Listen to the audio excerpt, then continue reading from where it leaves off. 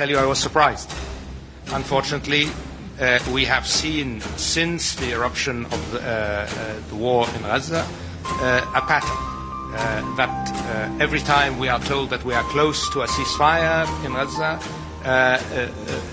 it doesn't happen. Similarly, when we were with our partners working together on a very concrete call for a ceasefire in regards to Lebanon, our impression was that that was acceptable, only to learn now that no, it is not acceptable.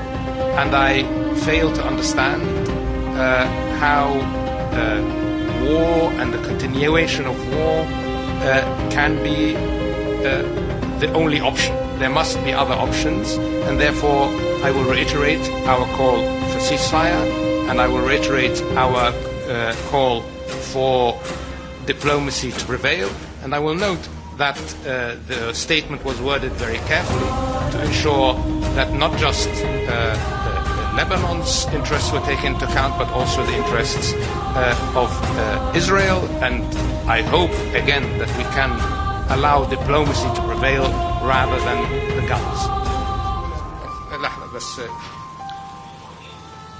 I just want to reiterate that yesterday the 27 member states of the European Union agreed on a statement on exactly the same line as the one that was forged by US and France and joined by other states.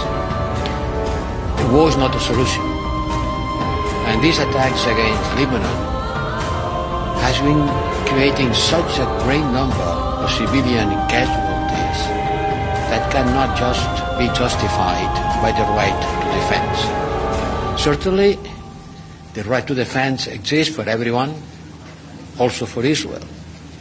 But the way this war is being conducted, by this high number of strikes from the air and from the land, forcing hundreds of thousands of people to leave their countries, their houses, which are being destroyed, so they will not have anywhere to go back, is certainly not the way to ensure the security of Israel.